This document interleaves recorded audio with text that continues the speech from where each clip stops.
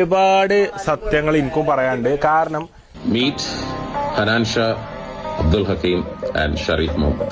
Social മീഡിയയെയും മലയാള cinema ലോകത്തെയും ഞെട്ടിച്ചുകൊണ്ട് വീണ്ടും ഒരു വമ്പൻ വെളിപ്പെടുത്തൽ. This video talks about serious allegations such as blackmailing, extortion and hawala money transfers. നീ എന്താ ഞെട്ടാത്തെ? ഞാൻ ഒരു പ്രാവശ്യം ഞെട്ടിയതാ, എപ്പോഴെപ്പോഴും ഞെട്ടാൻ എനിക്ക് വട്ടൊന്നുമില്ല. ഇതൊക്കെ നിനക്ക് എവിടെ നീട്ടി? ഇൻസ്റ്റാഗ്രാമിൽ നിന്ന്. അപ്പോ സംഭവം നടക്കുന്നത് കാട്ടാളൻ സിനിമ ഷൂട്ടിംഗ് സമയത്ത്.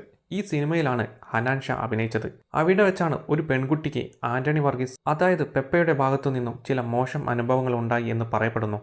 എന്റെ കാസറ്റിന്റെ അടുത്ത് ഒരു പെൺകുട്ടി വന്നിട്ട് ആന്റണി വർഗീസ് പെപ്പേനെ കുറിച്ച് കുറച്ച് പേഴ്സണൽ ബുദ്ധിമുട്ടുകൾ പറഞ്ഞു. ആ സംഭവം പെൺകുട്ടി നേരെ പോകുന്നത് ഇൻസ്റ്റഗ്രാമിലെ പ്രമുഖ ഇൻഫ്ലുവൻസറായ എന്റെ കേസറ്റ് ഹക്കീമിന്റെ അടുത്തേക്ക്.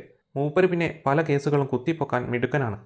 പറയാൻ വിട്ടുപോയ ഒരുപാട് പേരുകളുണ്ട്, കൊടുക്കാൻ വിട്ടുപോയ ഒരുപാട് ചിത്രങ്ങളുണ്ടെന്നറിയാം. എന്നാൽ ഞാൻ വീണ്ടും ഉറപ്പിച്ചു പറയുന്നു, ഇത് ചെറിയൊരു തട്ടിപ്പല്ല. പിന്നീട് ഇദ്ദേഹം പെൺകുട്ടിയെ കൊണ്ട് FIR എഴുതി വാങ്ങിച്ചു. അത് സ്റ്റോറി ഇട്ടിരുന്നു. അങ്ങനെ പെപ്പ ഇത് കണ്ട് ഒത്തുതീർപ്പിന് വന്നു. 5 രൂപ വെച്ച് നമുക്ക് വീതിച്ചെടുത്തൂടെ?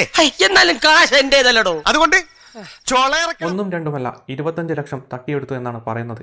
എന്നാൽ ഈ പണമൊക്കെ പോയത് ഹനാൻ ഷാ സുഹൃത്തിന്റെ അക്കൗണ്ടിലേക്ക്. ഇതിനകത്ത് മീഡിയേറ്റർ ആയിട്ട് നിന്നിട്ടുള്ളത് അബ്ദുൽ ഹക്കീമിന്റെ കൂട്ടുകാരനായിട്ടുള്ള ഹനാൻ ഷാ.